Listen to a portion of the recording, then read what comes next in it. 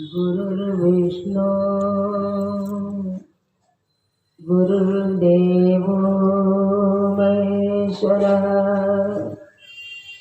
गुरुर्साक्षात् परब्रह्मं तस्मै श्री गुरवे नमः। मेरा मुझ में कुछ नहीं, जो कुछ है सब तो तेरा, तुझको सौंपते क्या लगेगा मोह। अव्यक्त रूप से हमारे बीच, हमारे मंच पे प्रातः स्मरणीय ब्रह्मलीन गुरु महाराज जी के पवित्र चरण द्वय में मेरा जन्म जन्मांतर का प्रणाम। साकार रूप में मंच पर आसीन शांति प्रिया, दया सलीला अपने उद्देश्य को संतमत के लिए जो इतने लोग बैठे हैं, इन सब के लिए और जहाँ तहाँ इनके शिष्य हैं, इन सब के लिए रात दिन एक करने वाली पूजनीय माता श्री के श्री चरणों में मेरा कोटि कोटि प्रणाम। भक्तिमती माताओं, बहनों, साधक साध्वियों, विद्वजन, ज्ञानी ध्यानी, आप सबके श्री चरणों में मेरा कोटि कोटि प्रणाम। छोटे बच्चों को मेरा प्यार। जितनी बातें आपने हमारे लिए कही, इसमें मुझे मेरा पता नहीं कि आप मुझे कहाँ देख रहे हैं, क्या समझ रहे हैं, किंतु इतना तो पता है कि किसी भी मिठाई में गुड़ और मिला दिया जाता और मीठा।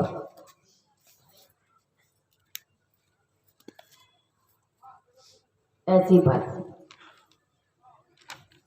किंतु हम लोग जिस उद्देश्य से अपने जीवन में आए हैं कि हमें करना क्या है, तो संतमत का जो ज्ञान है, ज्ञान के तहत जितने भी धर्म हैं, जितने भी आज जो प्रचार में चल रहा है, इस सबके अंदर से मुझे ये दिख रहा है कि जीवन का सही उद्देश्य इसी पथ पर चलने से ही पूर्ति होगी। संतमत का ज्ञान यानी वो बीज हमारे गुरु महाराज जी पूरे जीवन काल में बहुत कष्ट करके इस ज्ञान को लोगों तक पहुंचाए, देश विदेश तक पहुंचाए। गुरुदेव बहुत कष्ट किए हैं। जब उनका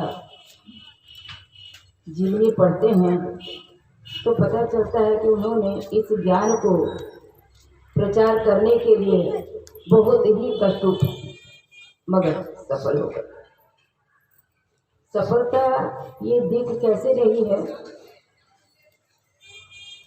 सभी के अंदर में ऐसा वो ज्ञान भरे हैं जिसके लिए किसी भी तरह के काम के लिए उसको न्यायाधीश नहीं जाना पड़ेगा, क्योंकि अपना नैतिक विकास वो खुद करना सीख जाते हैं।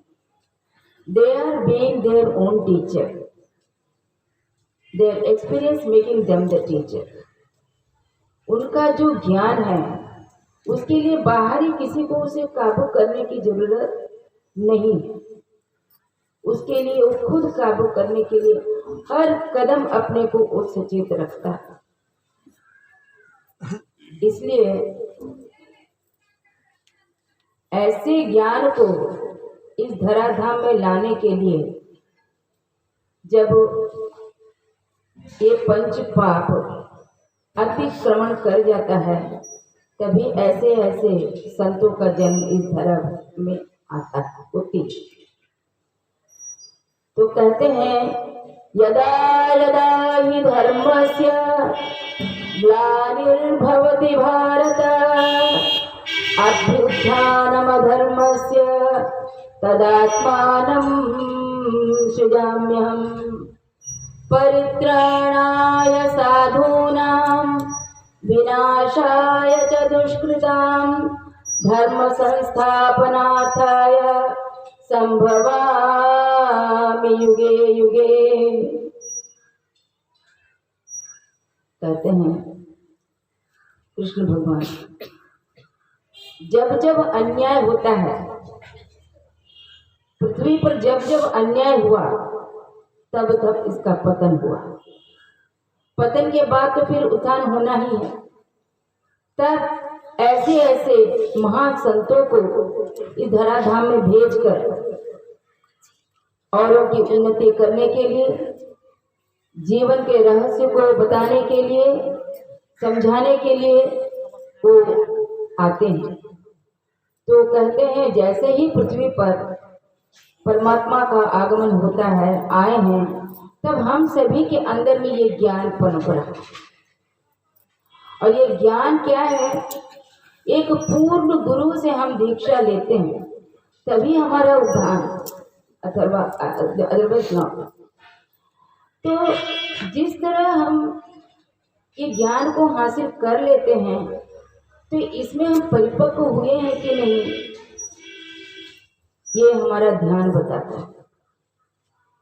इसलिए हमें जो ज्ञान मिला है, इस ज्ञान को जिस तरह छोटा बच्चा पढ़ाई करते समय कोई भी टीचर उसको जो बता देती है ये अ है तो अ को अ ही पढ़ता है, ये क है तो क ही पढ़ता है।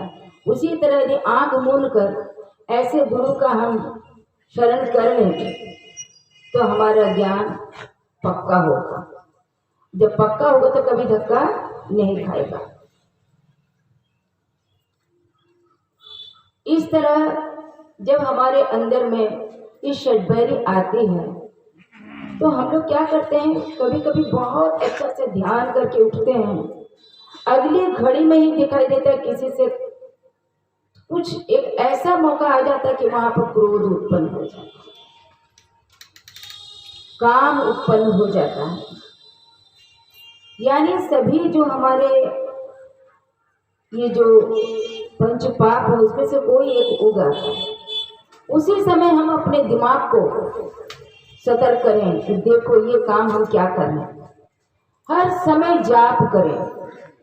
जाप करने से हमारा जो कंट्रोलर है, ड्राइवर, वो हमको हमारी गाड़ी को वो संभालेगा, वो रिमोट है, वो हमको संभालेगा।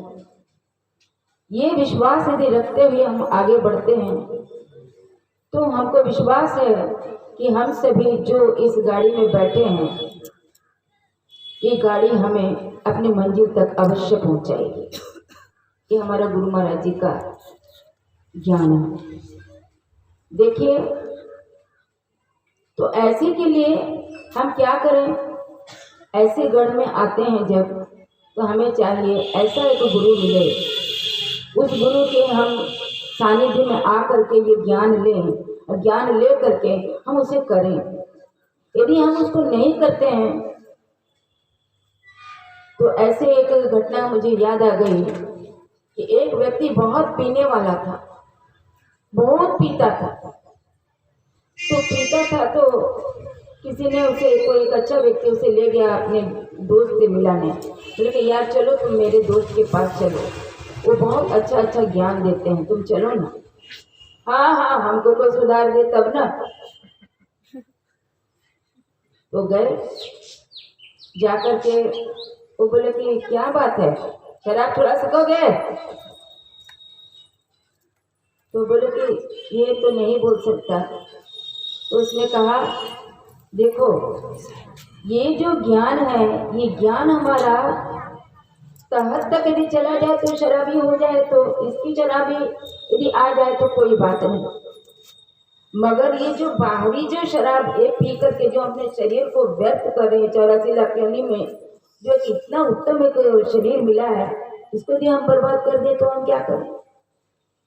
अब सोच सकते हैं यही हो रहा है। तो क्या किए, बोले कि 2 बाल्टी भांग खोल के लाओ। खोल के लाया तो उसने उससे पूछा कि तुम ये क्यों कर रहे हो? तो बोले कि अरे देखो मैं ध्यान लिया हुआ हूँ, अगर कुछ होता जाता है नहीं, क्या करूं? 40 साल हो गया, कहाँ गुरु महाराज जी दर्शन दिए? तभी बोले कि 2 बाल्टी भांग घोल के लाओ।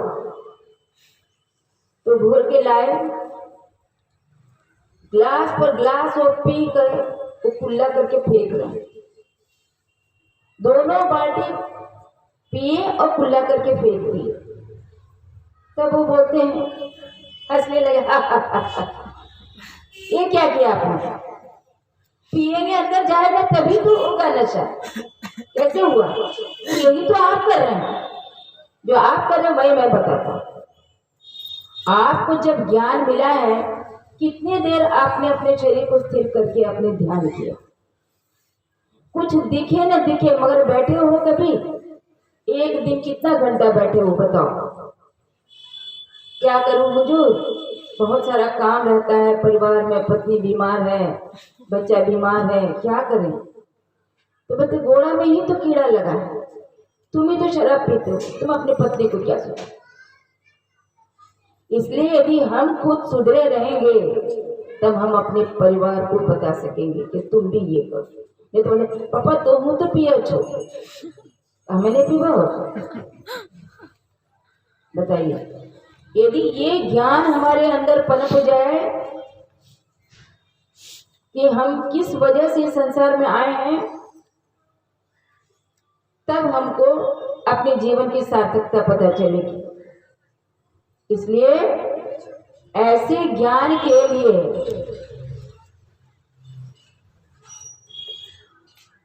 बोलते हैं, ऐसा प्रेमी जहां मिले झट पकड़ लो चरण, जाने न दे हाथ से कस के कर लो वरण।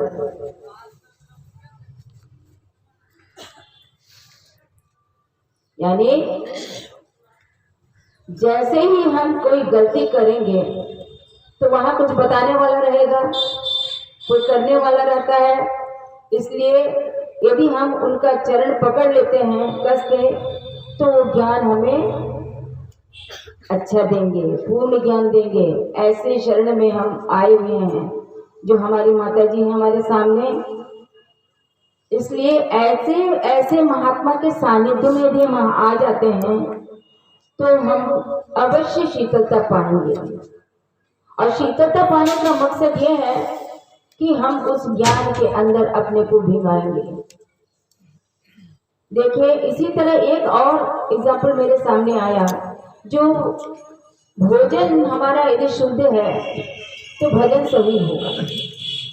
तो भोजन में एक लड़की, बहुत अच्छे संस्कारी लड़की, उसकी शादी हुई एक मांसाहारी परिवार में।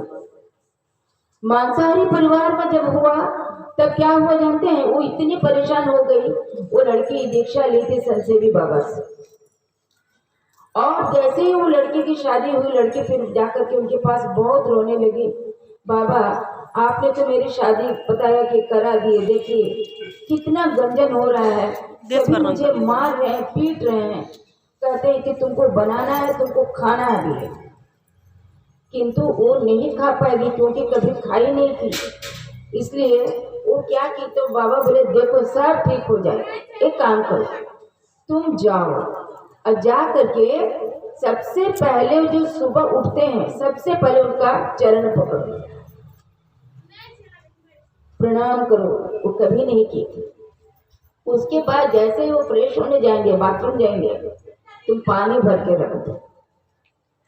बहुत मारते पीटते भी थी, तो पानी भर के रख दो, कितनों गाली दे तेरे लिए आशीर्वाद होगा, पानी भर के रख दो। उसके बाद तुम क्या करो, बाथरूम से जैसे ही आए तो तुरंत उनके लिए कपड़ा रख दो, तेल रख दो, साबुन रख दो। जब वो नहा के आवे तो उनके लिए नाश्ता रेडी करके रखो, कपड़ा लेकर के उनको पहनाओ। देखिए ये सभी जो व्यवहार उसका शुरू हुआ, डेली वो करने लगी। ऐसे करते करते क्या हुआ, उनके अंदर एक परिवर्तन आने लगा और हंसने लगे। ये सिखा लो चाहिए सर तोरा गुरु सिखा लो छे, हमने जाबो उनका था। अब बताइए, अब वो क्या किए, मांस खाए हैं एक दिन पहले, अब बताए हमें जाबो वहां, तो गुरु थे जाबो। अब गए वहां जा करके गुरुदेव टहल रहे, तो बोलते हैं, लड़की को देख के समझ गए कि वही आ रही है, और वो तो अंतर्यामी है, सब जानते ही हैं। और जा करके वो लड़की जैसे ही पैर छूने लगती है, यह तो गुरु लगे, हाँ यह छे, वो प्रणाम की। तो बोलते आबे सुनो कन्या हमरा बहुत बदली गए, हमू दी चलबो। श्री सद्गुरु महाराज की जय। सही है, किस तरह काया पलट होता है आप समझ सकते हैं। तो where there is room in the heart, there is always room in the house। आपके दिल में जब जगह बन जाएगा तो घर घर में आपका जगह हो जाएगा। श्री सद्गुरु महाराज की जय। वक्त कम है, बातें बहुत हैं, इसलिए हमारे और भी वक्ता हैं, पूजनीय माता जी हैं, आप इन सभी के मुखारबिन से सुनेंगे। मैं अपनी वाणी को यहीं पर विराम देना चाहती हूँ, कहीं कुछ भी गलती हो तो माफ करेंगे। श्री सद्गुरु महाराज की जय।